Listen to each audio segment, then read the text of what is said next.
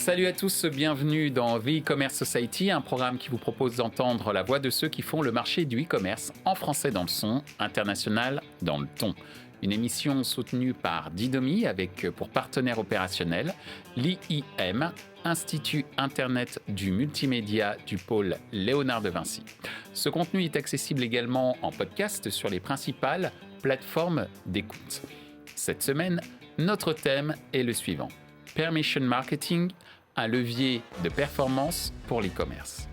Initié par Seth Godin, ex-directeur marketing de Yahoo dans les années 2000, le Permission Marketing consiste à demander l'autorisation à un internaute avant de le solliciter commercialement. Cette technique permet d'instaurer une relation de confiance avec l'utilisateur tout en renforçant l'image de marque de l'entreprise. Aujourd'hui, dans un monde régi par la protection des données des internautes, le permission marketing est plus que jamais devenu indispensable.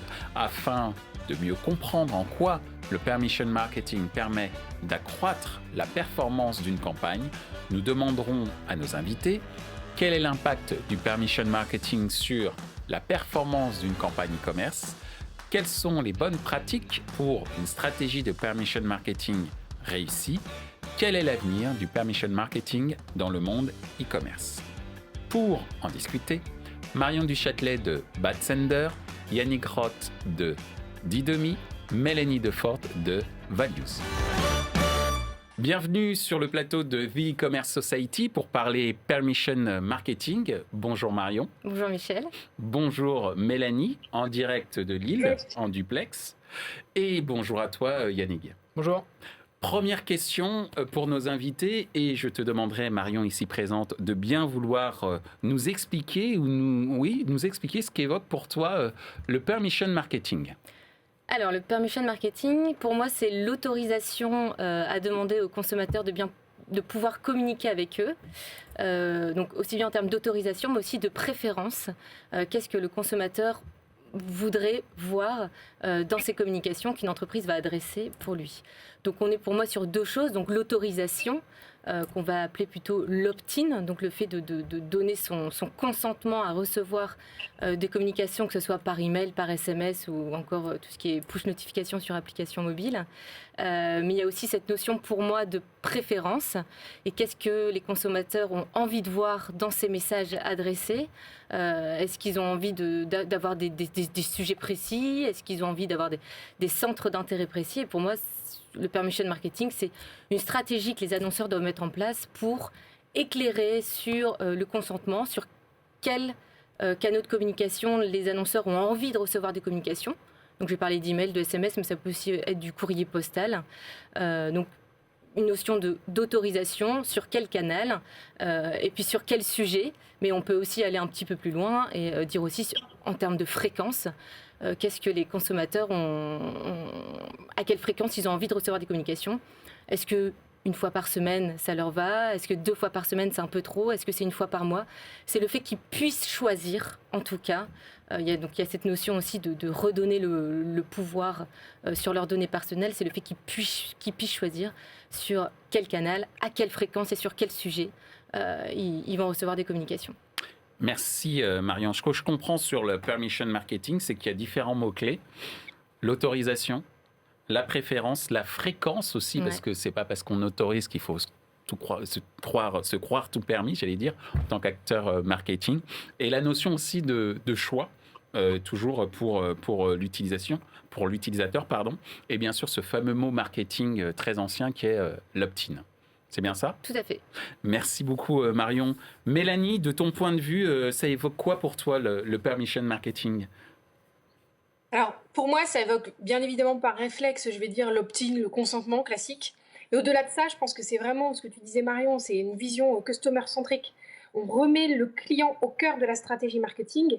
Et en réalité, la démarche, elle va être guidée par le concept le respect de la loyauté du message, la transparence à l'égard des personnes, le respect des attentes des clients finalement. Et c'est ça aussi l'esprit du RGPD, le règlement européen sur la protection des données personnelles. Son objectif, c'est vraiment de redonner au client la maîtrise de ses données et donc de lui permettre de consentir à tel ou tel usage, de s'opposer à tel ou tel usage, d'être clairement informé des traitements de données qui vont être mis en place et qui le concernent. Merci Mélanie. Je retiens la notion de maîtrise de ces données. Mais j'allais dire, c'est peut-être une question subsidiaire, c'est pas forcément simple pour un utilisateur de savoir maîtriser ces données.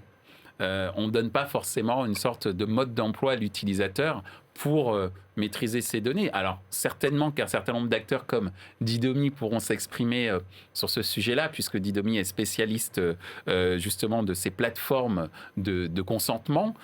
Mais quand même, ça m'intéresse, juste avant de te donner la parole, Yannick, Mélanie et sans doute Marion, de me donner peut-être une petite réponse. C'est pas un piège, hein, mais c'est juste que j'essaye de comprendre comment on peut donner la maîtrise de la donnée à un utilisateur. Marion, de ton point de vue. Alors pour moi c'est assez simple, il y a ce qu'on appelle un centre de préférence, donc on va imaginer que c'est une énorme page web avec qui comporte toutes les données personnelles que possède une marque envers ses consommateurs, donc on aura tous les champs, ce qu'on appelle les variables de personnalisation, donc on aura tout ce qui est nom, prénom, adresse postale, évidemment son adresse email, son numéro de téléphone, et c'est le fait de données accessibles via une page web classique, données accessibles, les données que contient l'entreprise envers le consommateur pour que le consommateur puisse lui-même modifier ses données personnelles. Et dans ce fameux centre de préférence, on aura, donc ce que j'ai dit, les données, on va dire, personnelles sur les points de contact, donc l'adresse email, l'adresse postale, le numéro de téléphone. Et c'est là où, juste en dessous, on va avoir, est-ce que vous acceptez de recevoir des communications par email? Oui, non. Par SMS? Oui, non. Par courrier? Oui, non. Il peut encore avoir d'autres canaux de communication. Et puis, on va avoir juste en dessous la fréquence, une fois par semaine, une fois par mois. Sur quelle typologie de campagne? Est-ce que vous voulez être abonné et recevoir des newsletters plutôt éditoriales, où on va voir tout ce qui est conseils, astuces, les choses un peu sympas à raconter sur une marque, et aussi tout ce qui est emailing promotionnel, donc les promotions, les soldes, le Black Friday, les soldes de Noël, etc. Et ce qui peut peut-être ce côté-là plus agacer, en tout cas avoir une plus grande pression, ressentir une plus grande pression marketing pour le consommateur. Et puis on peut encore une fois juste en dessous dire si on vous envoie des communications, sur quel sujet vous préférez en recevoir. Donc là on a la notion de centre d'intérêt où on peut très bien dire voilà, si on est dans le retail justement, plutôt tout ce qui est hommes, femmes, puériculture, etc. Merci Marion, je pense que là tu as été très précise sur la notion de maîtrise des données, sauf si Mélanie tu veux rajouter quelque chose, mais très succinctement parce qu'il faut qu'on avance dans l'émission. Non, je suis complètement d'accord, ça passe vraiment par l'outil et du coup par l'information des personnes, parce que si elles ne sont pas informées, elles ne peuvent pas utiliser les outils correctement. Mais c'est exactement le même sens que Marion. Merci Mélanie. Donc, Yannick, je faisais justement référence à cette maîtrise des données et le rôle, j'allais dire, d'une consent management platform comme Didomi est clé pour justement éduquer l'utilisateur autour de cette maîtrise des données dans, j'allais dire, le concept de permission marketing. Donc, qu'est-ce que ça évoque pour toi, justement, le permission marketing? Alors, pour moi, le terme, il évoque un bouquin que j'ai ramené de chez moi, alors ici en anglais, mais d'un auteur génial. Et tu sais quoi? C'est exactement ce à quoi j'ai fait référence dans mon discours d'introduction. Ah oui? Exactement. Seth Godin, ancien directeur marketing de Yahoo dans les années 2000. Exactement, qui a écrit ce bouquin, qui a fait plein de bon sens. Et je ne veux pas être très long sur ce que c'est. Il est traduit en français, il est traduit en allemand, en d'autres langues, etc. Donc, je ne vais pas vous expliquer le concept du permission marketing, si ce n'est de dire que c'est effectivement, je communique avec vous, le consommateur, quand vous avez confiance et que vous avez dit oui. Ça marchera beaucoup mieux que si je vous envoie des messages non sollicités. Et c'est tout simplement ça, et qui est très très bien résumé dans ce livre-là, qui a été écrit juste avant les années 2000. Donc au moment où Internet commençait, les emails commençaient tout juste, et il y avait déjà cette idée. Et on voit qu'en fait, c'est du bon sens. Donc ça sera encore dans 20 ans un sujet. Merci Yannick. Alors justement, on parle d'un pape du marketing qui est Seth Godin. C'est quoi l'impact du permission marketing sur la performance des campagnes e-commerce, de ton point de vue, Marion? Alors, de mon point de vue, pour tout ce qui est performance, on va plutôt le voir sur le long terme. C'est-à-dire que l'idée du permission marketing, c'est dès le départ, donc dès la collecte de données, dès la collecte du point de contact en général, c'est l'adresse email, puisque l'email, c'est le canal qui est le plus utilisé dans une stratégie CRM. Donc en général, le premier point de contact, c'est l'email. Et c'est dès la collecte, savoir dire pourquoi on a collecté votre adresse, quand est-ce que vous l'avez donnée, à quelle fin, comment on va l'utiliser. Enfin, il y a une histoire de transparence qu'a rappelé Mélanie au début et qui est en lien fortement avec le RGPD. Et pour moi, si on est transparent dès le début, si dès le début, on arrive à demander aux consommateurs c'est quoi tes centres d'intérêt, à quel rythme tu souhaites recevoir les communications, et qu'on enregistre ces données-là et qu'on les applique que les annonceurs les appliquent après dans leur stratégie marketing, ce qui peut être un petit peu plus compliqué. Mais si on arrive à collecter dès le début et à appliquer ensuite pour toutes ces informations-là dans la stratégie marketing au sens large, alors on aura forcément des meilleurs résultats en termes d'ouverture, de clics, mais aussi de conversion. Et je pense aussi sur le long terme, on arrivera, si on est respectueux en termes de communication, si on a du coup une communication plus éthique, on aura de la fidélisation client qui sera beaucoup plus longue et on sera dans du respect tout simplement. Merci Marion. Donc ce que je retiens dans ce que tu viens de dire, c'est que l'enjeu, il est à long terme en termes de performance, à partir du moment où dès le départ, on est dans la transparence. Voilà. Bon, je fais un peu de poésie en faisant de la rime, mais c'est un peu ce que je comprends.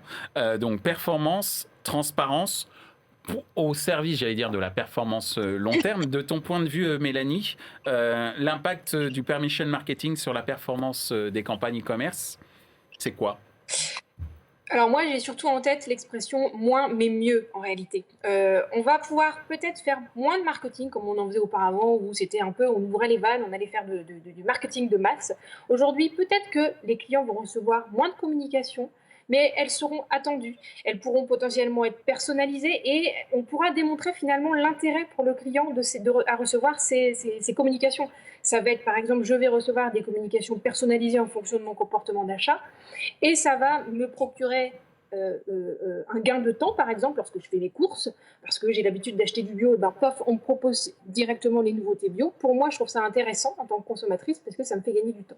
Donc, je pense qu'avec cette transparence, la maîtrise qu'on va donner aux clients sur l'utilisation de ces données, et donc la transparence sur la finalité, on va pouvoir lui montrer aussi que c'est un bénéfice pour lui. Et donc, aller plus loin toujours dans la relation avec lui et générer toujours plus de confiance, voire vraiment lui fournir un service grâce à ces données. Merci. Maintenant, ouais. Vas-y. J'ai terminé. Très bien, j'entendais maintenant, mais ok, très bien. Maintenant, j'ai terminé. Très bien, je comprends. Alors, moi, ce que je retiens de ce que tu viens de dire, il y a une sorte de triptyque. C'est moins, mais mieux. Moins, mais attendu. Donc, de mon point de vue, moins, mais efficace d'un point de vue marketing, si j'ai bien compris. Plus efficace, je pense, effectivement. Et donc, pour le client, ça représente pour lui, je pense, presque un service, en fait, la personnalisation ou recevoir telle ou telle communication parce que c'est des produits complémentaires, ça correspond à son style de vie, etc. Et ce que je voulais ajouter tout à l'heure, effectivement, c'était plus, maintenant, je pense qu'il y a une limite quand même à ça. Aujourd'hui, c'est que on est quand même dans un cadre légal un peu contraint sur la forme de l'information, sur les outils qui doivent être mis à disposition des clients. Et quelquefois, on rate la cible de la confiance du client parce qu'on va lui donner trop d'informations sur ce qu'on fait. Je pense un peu quand même à la réglementation sur les cookies et voilà l'obligation qu'on a maintenant d'avoir vraiment une information très complète sur les finalités des cookies, la liste des partenaires, etc. Je ne suis pas certaine que le consommateur lambda ils comprennent exactement de quoi on parle et que lorsqu'il arrive sur un site internet et qu'il voit cette pop-up avec la multitude de partenaires dont il ne connaît absolument pas l'existence, ça l'encourage finalement à accepter le marketing. Alors que pourtant on est paradoxalement dans une démarche de transparence parce que la loi nous impose de dire voilà toutes les finalités qui vont être mises en place, voilà la liste des partenaires, etc. Mais en gros, le consommateur, je pense qu'il ne comprend pas à quoi ça sert. Donc, j'aurais tendance à dire que la réglementation aujourd'hui, elle va trop loin sur la forme en tout cas. Et ça peut être un frein quand même à l'amélioration des campagnes marketing, je pense. Mais ce que je retiens aussi, c'est qu'il faut éviter d'user la confiance du consommateur en faisant trop. Donc, voilà, en faisant trop. Effectivement, je comprends aussi. Rester... C'est ça, des termes clairs, accessibles, simples, ça je pense que ça peut être utile aux consommateurs et ça l'intéresse. Encore une fois, moi, comme la plupart des Français, j'ai un abonnement Netflix. Si Netflix me dit à chaque fois « Attention, je vais vous tracer, je vais vérifier ce que vous faites, etc. » à des fins à des fins de transparence, je vous le dis, bah, ça va me faire peur. Exactement. Alors qu'en réalité, j'aime bien la personnalisation, que quand je suis sur Netflix et qu'ils me proposent des trucs personnalisés parce que j'ai vu ça, bah, je trouve ça chouette. Donc je pense que c'est dans l'approche, dans la forme en tout cas, qu'il faut rassurer le consommateur aussi. Merci Mélanie. Alors Yannick, on vient d'entendre Mélanie et Marion au sujet de l'impact du permission marketing sur la performance des campagnes e-commerce. De ton observation, des observations que tu as pu faire, quels sont les enseignements que tu peux en tirer sur cette question ? Alors, moi, j'ai noté 4 types d'impact opérationnel sur la partie permission, consentement, préférence, quelle que soit la manière dont on l'appelle. L'efficacité opérationnelle. Si vous avez une possibilité si les gens peuvent donner ou révoquer leur permission de manière simple, vous allez gagner beaucoup de temps sur des process légaux, sur des process de vérification de données, etc. La conformité, parce que vous évitez d'avoir des amendes, au pire des cas, enfin au pire, l'amende, et tout simplement vous êtes conforme avec ce que demande la réglementation RGPD par exemple. Il n'y a pas longtemps, il y a une entreprise qui est dans le e-commerce qui s'est pris 20 000 € d'amende parce qu'elle avait envoyé des emails non sollicités et n'a pas pu prouver le consentement. Donc acheter des bases pour faire de la croissance, c'est une chose. Peut-être que les 20 000 €, c'était pas grand-chose pour eux, hein, mais bon, en tout cas, la confiance, elle est détruite. C'est la confiance du coup. Donc l'utilisateur qui dit oui, a priori a envie d'entendre parler de vous. Si je m'abonne à vente privée parce que je connais le concept et que je sais que je vais avoir des emails qui arrivent, c'est que j'ai envie, j'attends de voir ce qui m'est envoyé. Et puis la performance. Donc ça peut être sur la partie, imaginons retargeting. Si vous êtes un e-commerçant et que vous faites du retargeting et que votre audience, vous avez un taux d'opt-in des personnes de 40 ou de 60%, j'ai pris quelques notes. Si vous avez 40%, vous avez une audience, imaginons que vous êtes Etsy, Rakuten, Kiabi, des gens qui ont à peu près 15 millions d'utilisateurs, 40% d'opt-in, donc 40% de personnes disent oui, vous avez une audience qui dit oui de 6 millions. Vous pouvez ensuite retargeter ou leur faire des publicités. Si 0,2% de ces gens-là cliquent, ça fait 120 000 personnes qui vont avoir cliqué grâce sur la base de leur consentement. Et avec un taux de conversion de 5%, qui est un taux de conversion assez classique, pour un budget moyen de 50 €, imaginons, je fais toute la chaîne, vous gagnez 30 000 €. Si à la base de cette chaîne, le taux de consentement, il n'est pas de 40%, mais de 60%, donc un petit peu plus élevé, vous avez une augmentation de revenus de 45 000 €. Donc, permettre aux gens de dire oui, d'après ce calcul-là, qui est une logique parmi d'autres, ça vous fait gagner de l'argent. Ou à l'inverse, ça peut vous éviter de perdre de l'argent. Et je ne vais pas refaire tout le calcul à la même logique, mais si vous avez la moitié des gens qui se désabonnent de ce qu'avant vous aviez, parce que vous leur permettez de changer de canal ou de changer de fréquence, vous allez perdre moins d'argent, parce que vous allez garder une audience adressable qui est beaucoup plus intéressante et a priori beaucoup plus engagée. Là-dessus, je mets au défi les gens qui nous regardent de nous envoyer ou de partager avec nous des études qui prouvent ça, parce qu'il y en a peu, je pense. On dit beaucoup que c'est en principe, comme tu l'as dit, en principe, oui, la transparence sur long terme, etc. J'en ai vu des études. Elles ne sont pas toutes méthodologiquement impeccables, je trouve. Donc, n'hésitez pas à partager avec nous ce type de données. Comme ça, on pourra tous ensemble les partager et puis apprendre ensemble sur à quoi ça sert véritablement. Et comment est-ce qu'on peut chiffrer ça et aller voir son directeur marketing ou son directeur général en disant il faut que j'investisse là-dedans. Merci Yannick pour cette démonstration qui illustre impeccable. Très bien. Je n'osais dire. Théorique, mais en tout cas... Mais en tout cas, très très clair sur effectivement l'impact en termes de revenus que peut avoir une mauvaise stratégie et j'allais dire même une mauvaise pratique dans le cadre de la permission marketing parce que effectivement derrière c'est du revenu sonnant et trébuchant qui est raté. Et justement, puisque je parle de mauvaise pratique, quelles sont justement, troisième question, les bonnes pratiques, Marion, pour une stratégie de permission marketing réussie? Alors les bonnes pratiques, elles commencent pour moi dès la collecte de la data, donc dès les formulaires de collecte où là il faut être hyper transparent, pas oublier la case à cocher et surtout faire ce qu'on appelle dans le RGPD le principe de minimisation, c'est-à-dire que véritablement collecter les données si et seulement si elles sont utiles à la finalité de ce formulaire. Donc je vais prendre l'exemple d'un formulaire d'inscription à la newsletter. Normalement, la donnée qui est nécessaire pour remplir cette finalité qui est d'envoyer des newsletters, c'est uniquement l'adresse email. Donc un annonceur n'est pas censé demander le nom, prénom, le code postal, la date de naissance, etc. Donc on est sur un principe de minimisation et je pense que l'idée c'est de capter tout de suite l'adresse email avec le moins de champs possible. Du coup, les consommateurs seront plus tentés à répondre. Enfin, ça ira plus vite, donc on aura, à mon avis, une meilleure performance au niveau de la conversion de ce formulaire. Et après, d'engager tout de suite la relation avec le client, parce qu'on a l'adresse email, donc on peut engager la relation. Et en engageant la relation, c'est là où, dans ce qu'on appelle un scénario de bienvenue, parce qu'en général, quand on capte l'adresse email, les annonceurs, la bonne pratique, c'est d'envoyer ce qu'on appelle des emails de bienvenue, une série d'emails pendant en général 30 jours. Et dans cette série d'emails, on doit absolument avoir un email dont l'objet doit être « Comment souhaitez-vous que telle marque communique avec vous ?» Et c'est là où on va renvoyer vers ce fameux centre de préférence dont j'ai parlé tout à l'heure. Et là, on va essayer de capter plus d'infos, parce que si on suit ma logique, là pour l'instant on a collecté uniquement l'adresse email, et là il faudrait collecter évidemment le genre, ça peut être intéressant quand on est dans une marque de retail, le code postal qui peut aussi être hyper intéressant pour faire des emails géolocalisés, et la fréquence pour essayer d'avoir une bonne stratégie de pression commerciale, et ensuite tout ce qui est, on va dire, centre d'intérêt, donc à savoir si je suis intéressée plutôt par le sportwear, par les habits pour enfants, tel âge, etc., pour pouvoir ensuite mettre en place une stratégie de personnalisation et de segmentation. Plus ça sera segmenté et plus ça sera personnalisé, meilleures seront les ouvertures, les clics, mais aussi moins bons seront les désabonnements, et ça c'est super.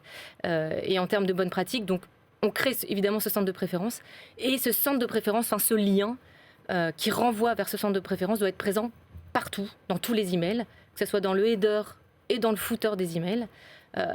Ça doit limite du coup remplacer ou en tout cas être juste à côté du lien de désabonnement. Et il doit aussi surtout se trouver dans le scénario de bienvenue, parce que les scénarios de bienvenue sont en général lus à 70-60% d'ouverture. Du coup, il faut en profiter. C'est là où on capte l'attention. C'est dès le début de la collecte. Donc, le mettre en place là, c'est tout bon. Alors, justement, c'est tout bon parce que ce centre de préférence, de ce que je comprends, c'est là où justement cette fameuse maîtrise de la donnée par l'utilisateur va être, entre guillemets, personnifié, et surtout c'est là où il va entre guillemets pouvoir s'amuser comme on s'amuse dans Netflix pour choisir son programme de réception d'informations sur un produit. Voilà. Je schématise. D'ailleurs Netflix en a un de centre de préférence. Donc très bien. Merci beaucoup Marion pour ces précisions. Mélanie, alors on vient de nous expliquer que le centre de préférence était quand même au cœur de la bonne pratique du permission marketing. Quel est ton avis? Il y en a peut-être d'autres, mais quel est ton avis sur ce sujet de bonne pratique? Je pense qu'effectivement, c'est au cœur de la stratégie marketing, et c'est en plus une exigence aussi en termes de conformité, une obligation légale. Alors, je pense tout particulièrement à la partie cookies, où les dernières recommandations des autorités nous imposent finalement d'avoir ces consent management platform, et ça, c'est Didomi qui en parlera probablement mieux que moi. Mais donc ça devient une obligation de permettre aux clients comme ça de pouvoir paramétrer finalement ses préférences marketing. Et puis ensuite, ça peut, donc là je visais plus particulièrement la partie cookie, mais effectivement on va avoir des centres de préférence qui vont permettre de centraliser tous les canaux par lesquels on peut contacter les clients, et puis les usages qui peuvent être faits, que ce soit de l'emailing, du profilage, de la publicité ciblée, etc. Donc ça, c'est effectivement, je pense, le b.a.-ba.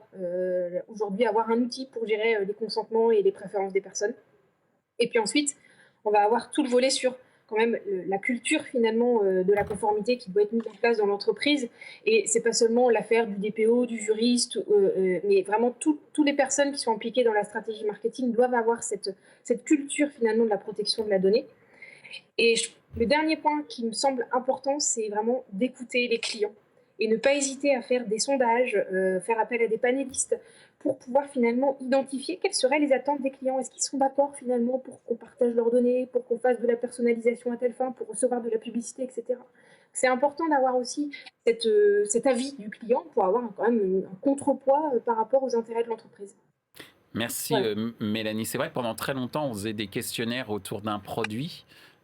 Et que d'une certaine manière, il va falloir faire de plus en plus des questionnaires autour de la volonté ou de la manière dont le consommateur souhaite être mis en relation avec la marque à laquelle il fait confiance, ou au service auprès duquel il a confiance. Enfin, je schématise, mais je sens qu'il y a une sorte de mouvement de balancier assez intéressant pour remettre au centre des questionnaires marketing, non plus seulement le produit, mais l'utilisateur et la manière dont on communique auprès de l'utilisateur.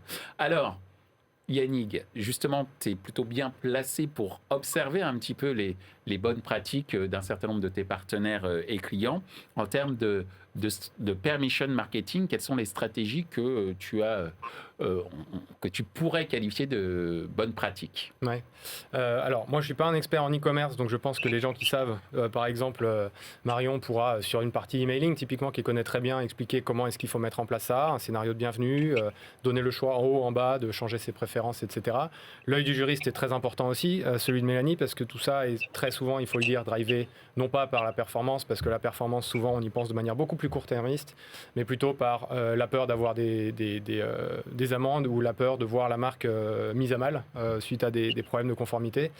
Je pense que là, il y a évidemment plein de bonnes pratiques et je ne suis pas expert des bonnes pratiques. Nous, de notre côté, chez Didomi, un marketing, on fait que du marketing B2B, qui n'est pas du e-commerce, mais sur la base du consentement. Donc on n'envoie aucun mail à aucune personne à qui on a pu, même en B2B, parce qu'en théorie, en B2B, on dit qu'il y a l'intérêt légitime, qui est une base légale qui me permettrait d'envoyer un email à quelqu'un sans qu'il ait dit oui.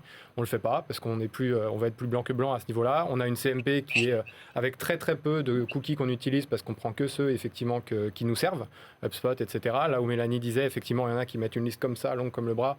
Pas sûr que ce soit générateur de confiance.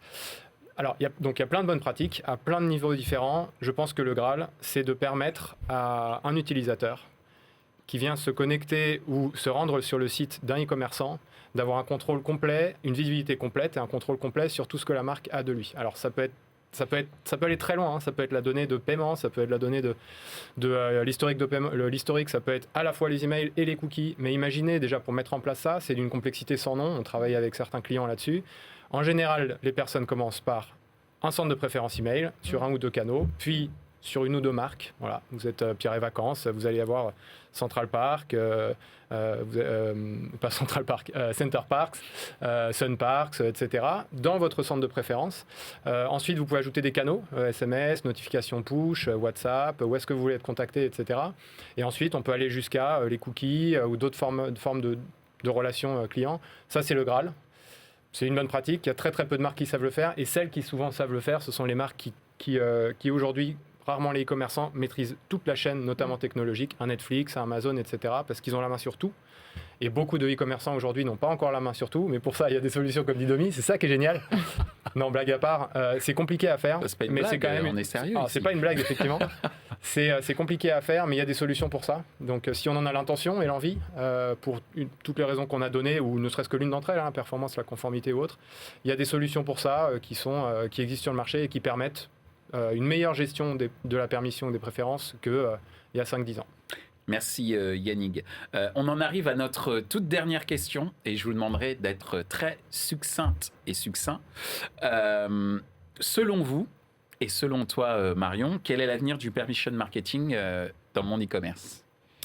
Alors, je le vois de façon très positive, mais il faut d'abord rattraper peut-être un retard, entre guillemets, qu'on a pris, parce que souvent, quand on parle d'avenir, on n'a pas encore mis en place les choses qu'on a racontées il y a 5 ou 10 ans. Donc déjà, se mettre... moi, je sais que le permission marketing, apparemment, depuis les années 2000, on en parle.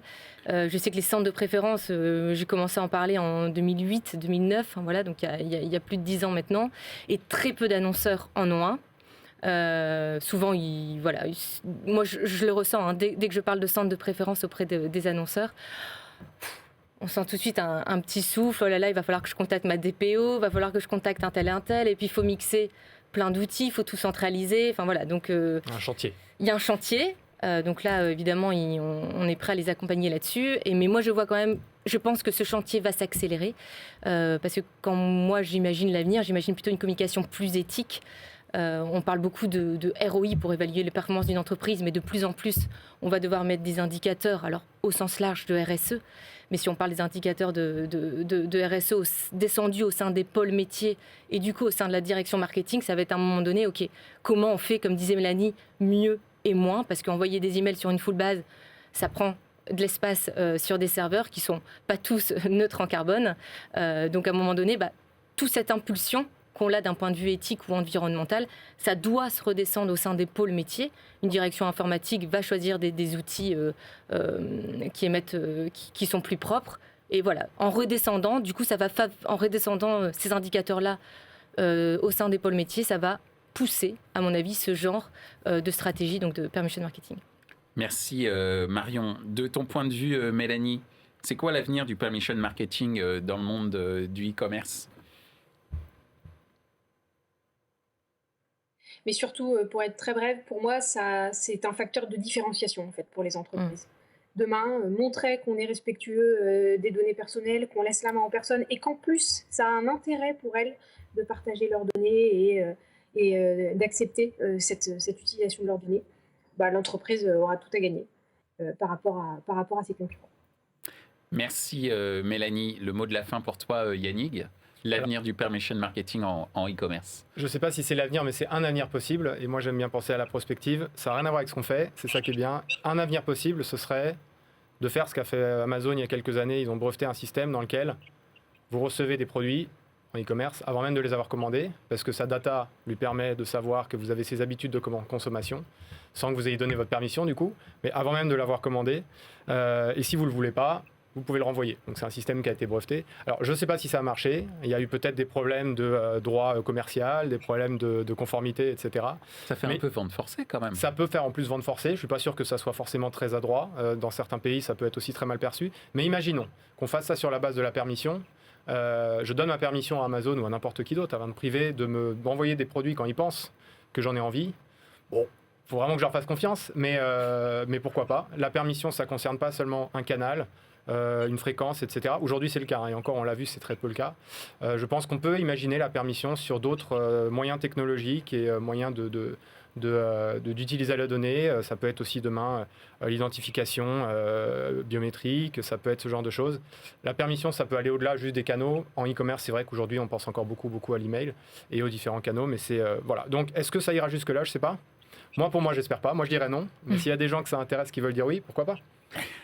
Très bien, c'est là-dessus justement que nous allons terminer notre émission. Je vous remercie Yannick, Marion et Mélanie en direct de Lille de nous avoir plus que expliqué, évangélisé sur cette notion de permission marketing qui a plus de 20 ans aujourd'hui, mais qu'il est plus que nécessaire de mettre en place maintenant.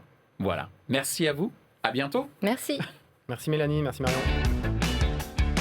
Ainsi s'achève ce débat autour du permission marketing. Ce contenu est accessible en podcast sur les principales plateformes d'écoute. Merci à Didomi pour leur soutien, ainsi qu'à notre partenaire opérationnel, l'IIM, Institut Internet du Multimédia du pôle Léonard de Vinci. Merci également à l'ensemble des équipes d'Altis Media pour la réalisation de ce programme. Post-production, traduction et sous-titrage par Uptown.